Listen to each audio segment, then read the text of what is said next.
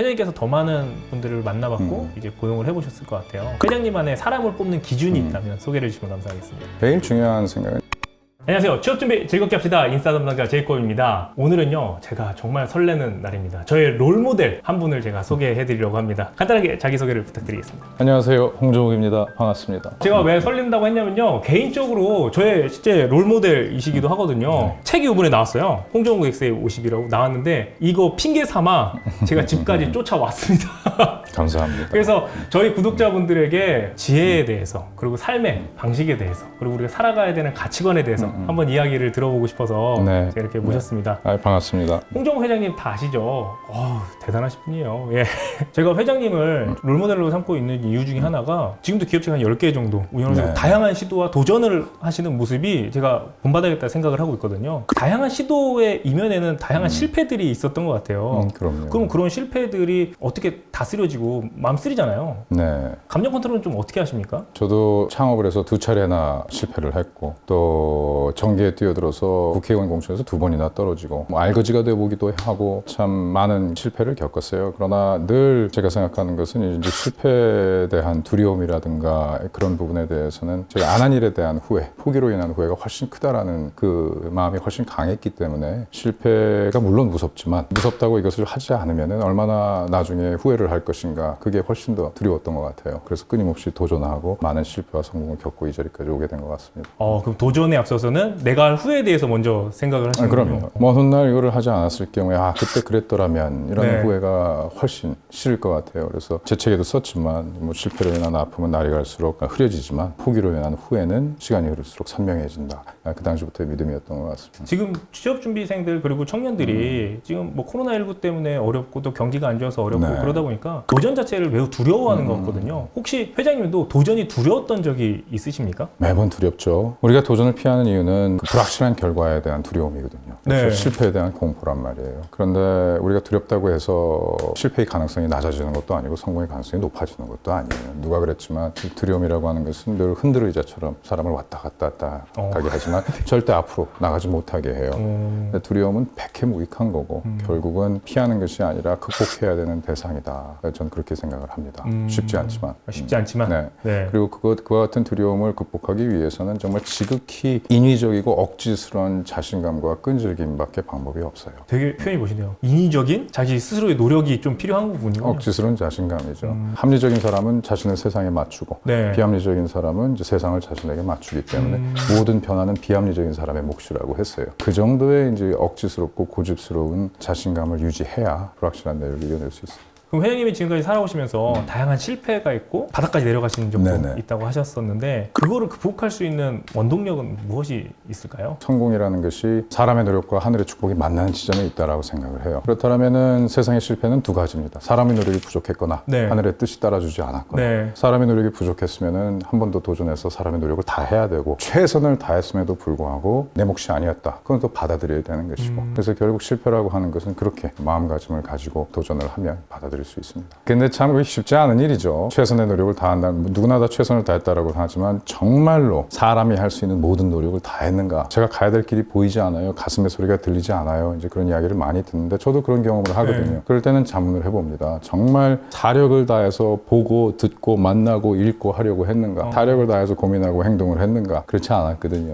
병아리가 고민하고 걱정해서 알을 깨는 거 아니잖아요. 늘 움직이고 두드려야 되는 것처럼 가만히 있는다라고 이렇게 들리는 소리가 아니에요. 끊임없이 움직이고 행동을 해야죠. 이건 추가적으로 좀 여쭙고 싶은데 제가 이제 스타트업을 운영을 하다 보니까 주말에도 못 쉬는 병같이 생겼어요. 불안한 거죠. 그러면서 아까 말씀하신 내가 최선을 다하는 걸 계속 되묻게 되는 거예요. 내가 이 시간에 딴짓을 하면 최선을 다 안 한 것 같고 강박에 좀 생기고 있는데 이거는 정상인가요?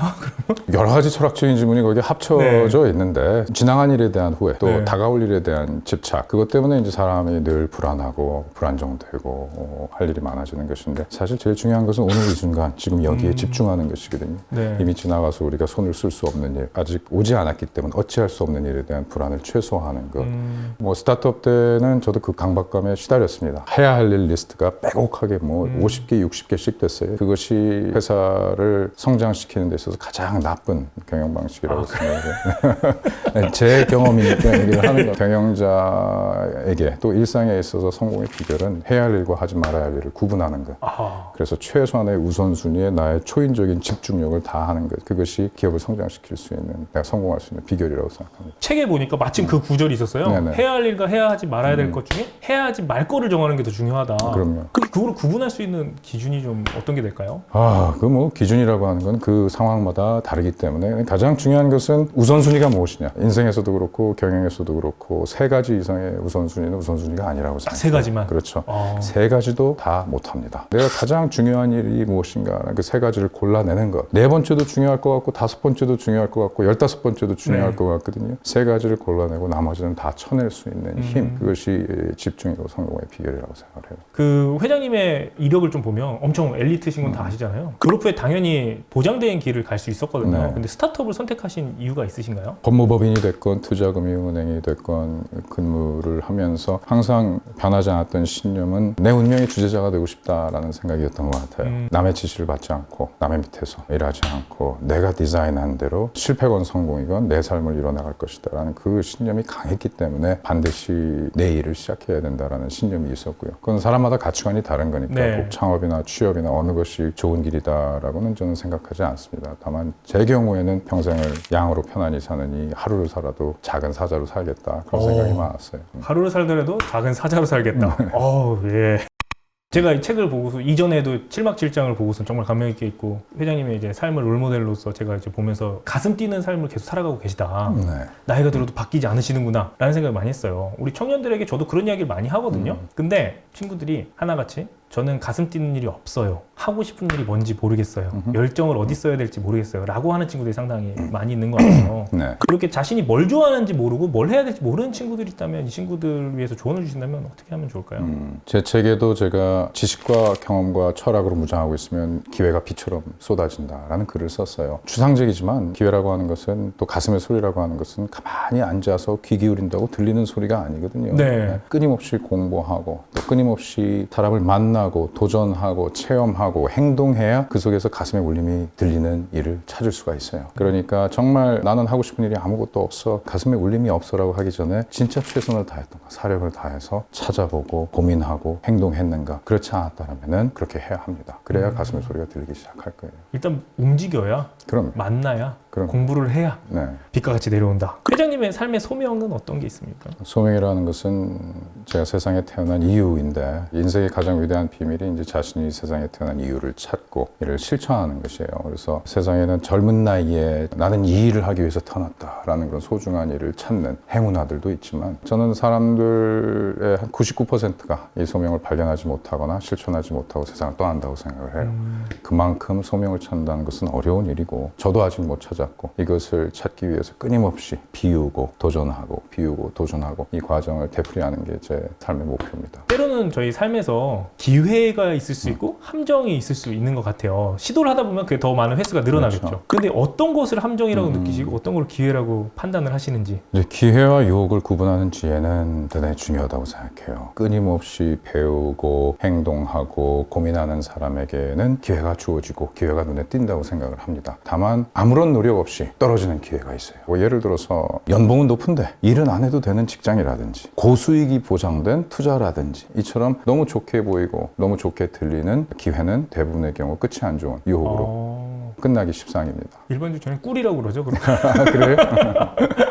뭐, 꿀이다 이렇게 인생을 살아보니까 그런 기회는 대부분 유혹이고 끝이 좋지 않은 결말인 경우가 많습니다. 함정은 그런 것 같고 어떤 것들은 기회다라고 좀 느끼십니까? 제 같은 경우에는 뭐 이성적인 판단에 의해서 이것이 나한테 좋은 기회다라고 결정을 해서 갔던 적은 별로 없는 것 같아요. 여러 가지 주어진 기회 중에서 가슴에 울리는 그런 기회가 있어요. 그러면은 가슴의 울림을 먼저 듣고 그 다음에 이제 이성의 분석을 하고 주변의 조언을 듣고, 그래서 뭐 가슴만 쿵쾅쿵쾅 뛴다고 당장 일 그만두고 공부 때려치고 거기로 가는 것이 아니라 일단 가슴의 울림으로 시작을 하지만 그 다음에는 반드시 이성적인 분석과 주변의 조언으로 이를 뒷받침해줘서 결정을 내리는 것이죠. 그러나 그 출발점이 어디냐, 이성적인 판단이냐 가슴의 울림이냐 해서 저는 본능적인 직관을 더 선호하는 편입니다. 회장님께서 지금까지 이제 성공의 삶을 살았다고 성공했다고 말씀하시면 대부분 저는 성공 안 했어요 라고 답변해 네네. 주시겠지만 성공한 삶이라고 저는 일반적으로 보잖아요. 성공의 삶을 위해서 단 한 가지 조언을 주실 수 있다면 어떤 거를 주시겠어요? 성공을 위해서는 이거를 해라. 어려운 질문이에요. 좋은 질문이지만 철학적인 여러 가지 답이 있겠지만 저는 초인적인 집중의 힘이라고 생각을 합니다. 도서실에 도서관에 하루 종일 앉아 있다고 1등이 되는 게 아니고 하루 종일 책상을 지키고 있다고 승진하고 실적을 거두는 게 아니고 또 아침부터 저녁까지 뛰어다닌다고 부자가 되는 게 아니에요. 주어진 1시간, 2시간에도 초인적인 집중력을 발휘해서 환경에 또 여건에 구애받지 않고 몰입할 수 있는 힘, 그것이 성공을 만들어낸다고 생각합니다. 그래서 때로는 열심히 일하는 것도 중요하지 않고 얼마나 많은 시간을 보냈는지는 정말 중요하지 않아요. 짧은 시간에 얼마나 많은 집중을 기울였느냐가 저는 성공의 비결이라고 생각해요. 제 채널을 시청하고 있는 취준생뿐만 아니라 네. 현직자들도 매우 많아요. 그리고 이제 어느 정도 리더이신 분들 많은데 리더의 조건은 어떤 거라고 생각하시는지? 저도 이제 회사를 경영을 했지만 리더는 결정을 내리는 사람입니다. 이 리더의 사전에는 나 이럴 줄 알았다 그런 말은 없어요. 그래서 모든 일에 대한 궁극적인 책임을 지는 것, 그것이 리더라고 생각합니다. 저를 반성하게 되는 저는 회장님을 참 존경합니다. 감사합니다. 회장님께서 존경하는 분이 있으신가요? 창업자들이나 취준생들이나 다 많이들 존경하시겠지만 저는 이제 스티브 잡스의 집중력과 결단력을 존경하고 제 책에도 언급했다시피 스티브 잡스는 미혼모의 아들로 태어나서 입양됐고 대학교를 중퇴했고 자신이 설립한 애플에서 쫓겨났고 또 불치의 병을 앓으면서도 세상을 바꿨어요. 네. 그러면 오늘 우리가 힘들다고 우리가 못하겠다라고 할 때 과연 우리의 변명이 무엇일까 늘 저한테 자문하게 하는 사람이에요. 그래서 꼭 그런 잣대로 삼고 가고 있습니다. 다양한 사람들이 이제 채용을 하는 일을 했었고 네. 지금도 스타트업 대표로서 이제 채용을 하고 있는데 회장님께서 더 많은 분들을 만나봤고 이제 고용을 해보셨을 것 같아요. 회장님만의 사람을 뽑는 기준이 있다면 소개를 해주시면 감사하겠습니다. 제일 중요한 생각은 이제 여러 가지 일을 하는데 하나도 제대로 하지 못하는 사람은 제가 피하는 인재고요. 하나를 하더라도 이제 제대로 하는 사람이 좋은 인재고 거기에 넘어서서 두 가지의 상이한 영역을 제대로 한다. 네. 그러면 금상첨화인 인재예요. 일례로 회계와 코딩 네네. 혹은 경제와 바이오 혹은 영어와 마케팅 이렇게 두 가지 영역에서 전문성을 가졌다라면은 금상첨화 인재고 심지어 세 가지 영역에서 전문성을 네. 가졌다라고 하면은 그거는 전 세계 모든 기업이 원하는 인재일 수 있죠. 네, 이번에 조금 철학적인 질문을 드리도록 할게요. 회장님께서 생각하시는 성공이란 무엇입니까? 제 책의 주제가 그건데 많은 사람들이 이제 성공이 실수나 실패가 없는 삶 이렇게 생각을 하는데 저한테는 후회가 없는 삶이에요. 그래서 제가 늘 말하듯이 부모님과 주변에 좋은 조언을 듣고 나아가면 잘못이나 오류가 없어요. 그러나 그것과 약간 어긋나더라도 내가 원하는 바, 내 가슴의 소리를 듣고 가면 후회가 없거든요. 저한테는 늘 성공이란 잘못이 없는 삶이 아니라 후회가 없는 삶이었습니다. 오늘 키워드들이 좀 잡히네요. 네. 성공의 축을 후회가 없는 삶, 뭐 돈이 아니라 그렇게 좀 바꾸면 나의 인생의 선택이 조금 달라질 것 같아요. 그게 좋은 선택이길 바랍니다.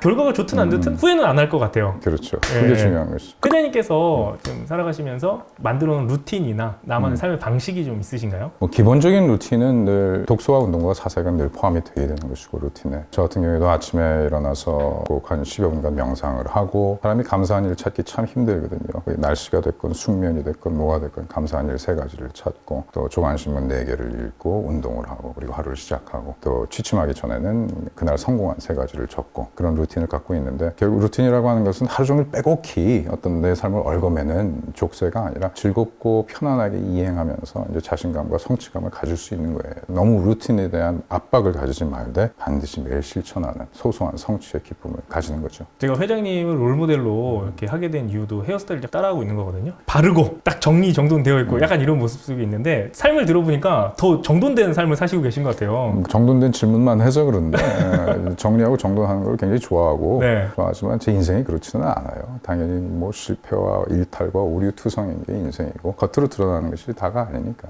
좀 일탈하고 싶은 생각은 없으셨어요? 살면서? 일탈 너무 많이 해서 그런 압박은 못 느껴봤어요. 요즘에 마음에 와닿는 구절이나 좀 해주고 싶은 말씀 있으시다면 한 말씀 좀 부탁드립니다. 지난 한 해 이제 많은 사람들이 힘들었고 저도 개인적으로 힘든 일들이 많았어요. 그래서 어떻게 하면 어제를 후회하고 내일을 후회하는 삶이 아닌 오늘을 살 수 있을까? 사실 미래는 내가 내일 무엇을 하느냐와 아무 상관이 없거든요. 오로지 오늘 내가 무엇을 하느냐가 미래를 바꿀 수 있기 때문에 이 순간 여기에 집중하는 것 그것이 내가 해야 될 일이다. 그걸 통해서 성과도 내고 또 마음의 평안도 찾고 그것이 제가 요즘 가장 많이 시도하고 있는 노력입니다. 마지막으로 우리 취업준비생들 지금 이런 이야기 많아요. IMF 이후에 가장 힘든 시기인 것 같다라는 이야기를 하고 있거든요. 고통 속에 살아가고 있는 우리 취업준비생들과 청년들을 위해서 한 말씀 부탁드리겠습니다. 참 힘든 시기죠. 그러나 여러분 남들의 조언을, 저 같은 사람의 조언을 듣는 것도 중요하지만 너무 귀 기울이지 마세요. 가장 중요한 것은 시간이 좀 흐르더라도 여러분이 무엇을 하고 싶은지 여러분의 가슴의 소리에 귀를 기울이는 게 가장 중요하다고 생각을 합니다. 이렇게 귀 기울이고 열심히 노력하시면 반드시 기회가 찾아올 거예요. 힘내시기 바랍니다. 화이팅! 그럼 제가 너무나 사랑하고 존경하는 롤모델 우리 회장님과의 인터뷰 여기서 마무리하도록 하겠고요. 이만 물러가도록 하겠습니다. 안녕! 안녕.